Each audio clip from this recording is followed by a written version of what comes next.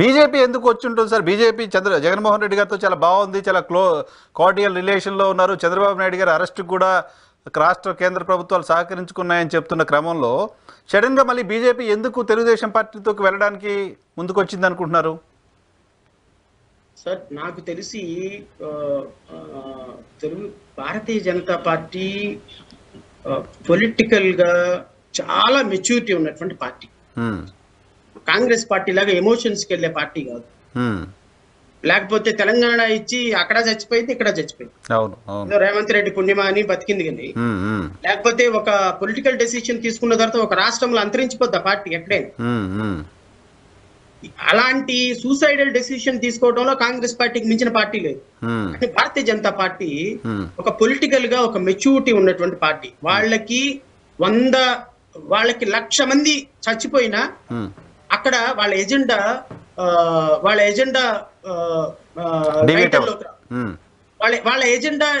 Agenda అక్కడ అంకురార్పణ జరగాలి. వాళ్ళకి కావాల్సింది పాలిటిక్స్. సో ఈ రోజు ఆంధ్రప్రదేశ్ రాష్ట్రంలో తెలుగుదేశం పార్టీకి వాళ్ళు తెలుగుదేశం పార్టీ ఎజెండాలో ఫిక్స్ అవడానికి కారణం నేను అనుకుంటున్నాను అసలు ప్రాబబ్లీ నేను అనుకునేటువంటి రెండిట్లో కరెక్టో కాదో నాకైతే తెలియదు. కానీ ఒకటేంటి అంటే భారతీయ జనతా పార్టీ ఈ రాష్ట్రంలో ఆంధ్రప్రదేశ్ రాష్ట్రంలో చాలా ప్రధానమైన పాత్ర పోషించాలి అనుకుంటుంది. Not only Andhra Pradesh, Telangana, Tamil Nadu, Kerala, Andhra Pradesh, Karnataka. So southern states లో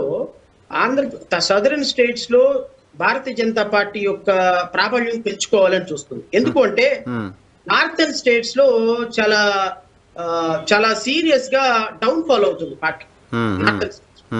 సదరన్ స్టేట్స్ లో ఈ పార్టీ యొక్క ఇమేజ్ పెంచాలని చూస్తున్నప్పుడు తెలంగాణలో సంహౌ సెకండ్ ప్లేస్ లోను, థర్డ్ ప్లేస్ లోను ఉన్నారు. కర్ణాటకలో సెకండ్ ప్లేస్ లో ఉన్నారు. అండ్ తమిళనాడులో కూడా somehow they are playing major role. Maybe అంత అద్భుతమైన రోల్ కాకపోయింది. సో కేరళలో somehow they are sharing vote sharing. But అత్యంత దురదృష్టకరమైనటువంటి అత్యల్పమైన ఓట్ షేరింగ్ ఆంధ్రాలో ఉంది. ఆంధ్రాలో వీళ్ళకి 0.6% ఓటింగ్ ఉన్నప్పుడు ఆంధ్రాలో వీళ్ళు ఇక్కడ ఒక ప్లేస్ లోకి రావాలి అంటే వీళ్ళకి మేజర్ హడ్డీలు రెండు ప్రాంతీయ పార్టీలు Telugu Desam, Janasena 40%, 45% Telugu Desam and YSRCP, sorry not Janasena, Telugu Desam and YSRCP major vote sharing తోటి చాలా బలంగా ఉంది. సో అంతకంటే ఒక 6% ఓటింగ్ తోటి పవన్ కళ్యాణ్ కూడా కొద్దిగా గొప్ప కనపడుతున్నారు. సో ఇక్కడ ఒక పార్టీ అంతరించిపోతే తప్ప భారతీయ జనతా పార్టీకి మూలాలు లేవు, ఎమర్జ్ అవ్వలేదు. ఇక్కడ ఎమర్జ్ అవ్వాలి అంటే ఒక పార్టీ ఖచ్చితంగా చచ్చిపోవాల్సిన పరిస్థితి ఉంది. సో ఈ పార్టీ ఏం పార్టీ పోవాలి అంటే వీళ్ళకి కనపడుతుంది కనుచూపు మేరల్లో తెలుగుదేశం పార్టీ. ఎందుకంటే Jaganmohan Reddy is young man, so 50 years, ఇంకో 10-15 years యాక్టివ్ గా పాలిటిక్స్ లో ఉంటాడు. సో ఇప్పుడు వయసు రీత్యా కావచ్చు, లేకపోతే పొలిటికల్ స్ట్రీమ్ లైన్స్ రీత్యా కావచ్చు, తెలుగుదేశం పార్టీ చాలా వీక్ అయింది ఒక సందర్భంలో. సో తెలుగుదేశం పార్టీ స్థానంలో భారతీయ జనతా పార్టీ రిప్లేస్ అవ్వాలి అనేటువంటి ఒక చాలా సీరియస్ ప్లాన్ వాళ్ళకు ఉంది.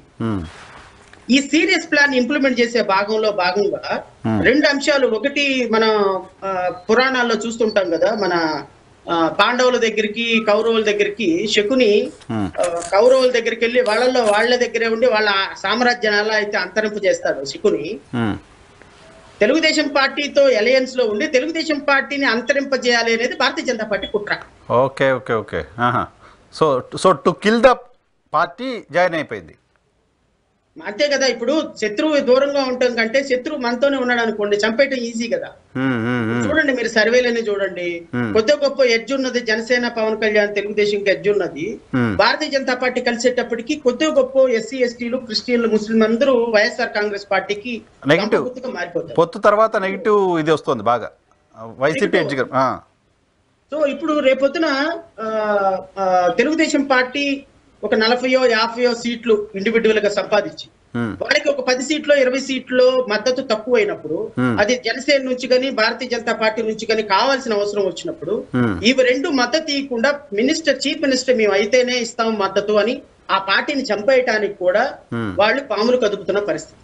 ఇవన్నీ తెలుగుదేశం పార్టీకి తెలియదా అనుకుంటే అన్ని తెలుసు. అన్నీ తెలుసు అని అన్ని తెలిసినప్పటికీ కూడా 45 సంవత్సరాల సుదీర్ఘ రాజకీయ అనుభవం ఉన్న చంద్రబాబు నాయుడు గారు సూసైడల్ గా do or die, beg or steal decision తీసుకోవాల్సిన అనివార్యమైన పరిస్థితుల్లో భారతీయ జనతా పార్టీని పొత్తులోకి ఆహ్వానించారు. నేను అనుకోవటం 2024లో ఒకవేళ కొట్టాబట్టి మెజారిటీతో తెలుగుదేశం పార్టీ అధికారం సాధించిన ఎక్కువ కాలం అధికారం ఉంటుందని నేనైతే అనుకోవటంలా.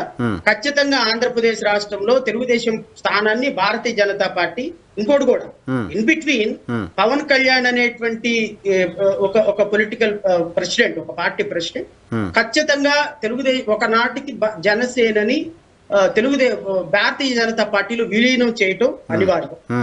విలీనం చేసి భారతీయ జనతా పార్టీకి ఈ స్టేట్ లో అపోజిషన్ పాత్ర లేకపోతే వాట్ ఎవర్ ఇట్ ఈస్, అది ఏ పాత్ర పోషిస్తే ఆ పాత్ర, ఇక్కడ మూలాలు సమకూర్చుకోవడానికి పవన్ కళ్యాణ్ గారు ఈజ్ అ కీ మ్యాన్.